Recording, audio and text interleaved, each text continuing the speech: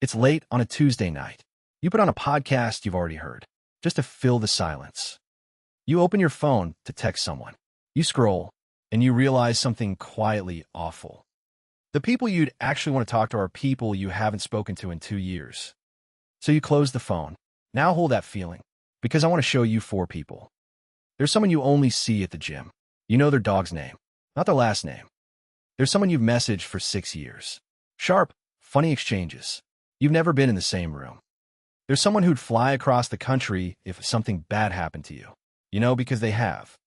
And there's someone you haven't spoken to in a year. You both know. Neither of you calls. Here's the thing. All 4 friendships, but they are not the same friendship. We treat friendship like it's one thing. One word, one job, one shape. It isn't. Friendship is 4 different technologies, each one built for a different job. Close, Comradely, Contextual, Dormant, and most adult loneliness comes from mixing them up. Here's the question this whole video hangs on. Which of your 4 are you quietly losing right now? Because most friendships don't die in fights. They fade quietly from misunderstanding what they were. In the next 9 minutes, you'll meet all 4.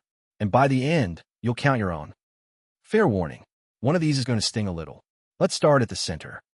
Kind 1, the close friend, the person who knows your interior. Think of who you'd call at 3 a.m. in a real crisis. Not who you should call, who you would. For most adults, that list has 3 to 6 names on it. Many people have fewer. Here's a question to hold on to.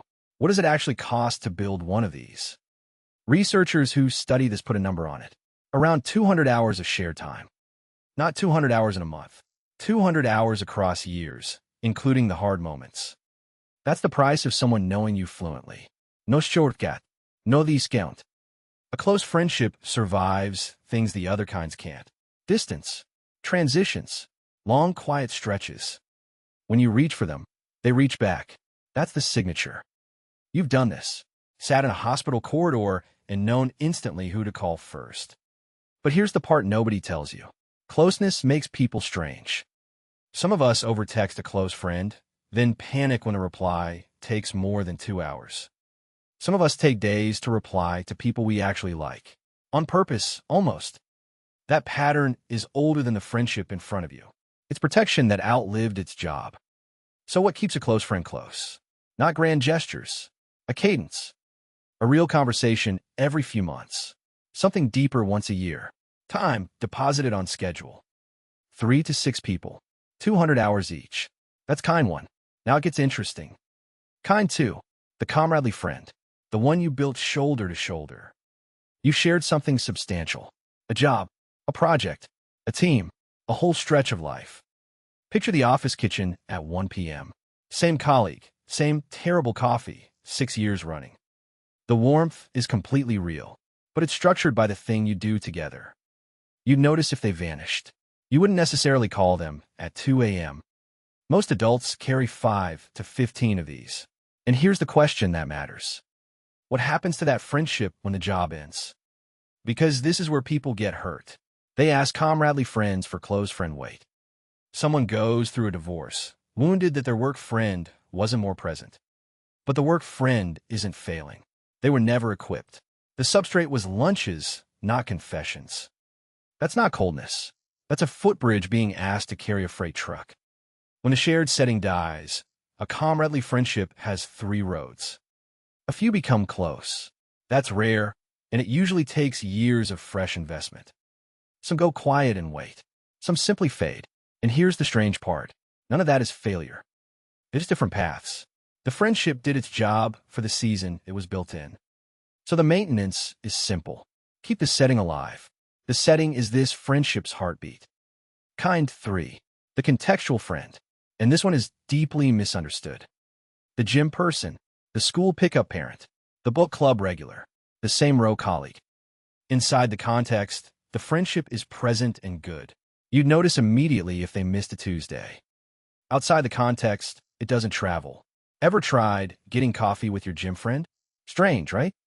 Here's what almost everyone gets wrong. We think that's a flaw. It's not a flaw. It's the design.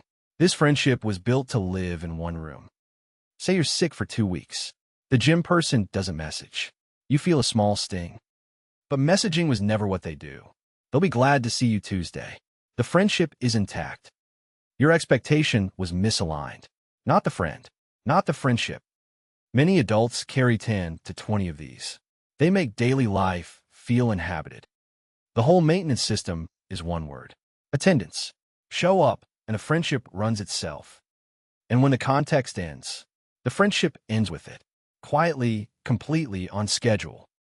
Hold that thought. It's about to explain something you've been grieving wrong for years. Kind 4. The dormant friend. The one you've probably written off. Someone who used to be inner circle. Then life happened. Now it's been a year. Maybe 3. No fight. No falling out. Just time and distance doing what they do. You feel guilty about them. Maybe you've quietly filed them under lost. But there's a test. And this is where it gets strange. If you called tomorrow, would they pick up? Would the year collapse in the first 3 minutes? If yes, that friendship isn't dead. It's dormant but alive. Real friendship in cold storage. All those accumulated hours didn't evaporate. They're why 3 minutes can swallow a year. And the maintenance cost is almost nothing. 1 birthday text a year. A link with 1 sentence. 2 minutes. No reply required. That's the entire floor. But you've done this instead. Stared at their name, thought it's been too long, and scrolled past. Here's the mirror. You wonder why they never reach out. They're running the same pattern about you. Now zoom out, because the modern world has quietly rigged this whole game. A researcher named William Rawlins spent 40 years studying friendship. His observation changes everything. Childhood friendship is a side effect of structure. School, dorms, teams. The building does the work. Adult life has no such building. Nothing produces friendship as a side effect anymore. So watch what happens when context ends. The job, the neighborhood, the team. Contextual and comradely friends fade, and we grieve them as failures, as proof we're bad at friendship. But they were never built to survive the context ending. Nothing failed. A season ended. The research on how friendships and keeps finding this. No rupture, just a slow fade nobody decided. No event to point to, just 18 quiet months, and then not knowing what to say. So, back to the question we opened with.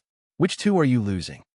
Maybe it's the contextual friends, gone with old contexts, and the dormant ones, misfiled as dead. Here's the quiet truth underneath all of it. Your loneliness usually isn't a people problem. It's a portfolio problem. The parts are working fine. You've been asking each one to be something else. The close friend can't be everywhere. The gym friend can't text. The dormant friend can't move first. So tonight, count them. Your 3 a.m. names. Your shoulder-to-shoulder people. Your one-room friends. Your cold storage ones. For kinds. All real. All needed. The ones we lose, we mostly lose by accident. And the ones who count them get to keep them. You just stop being most people.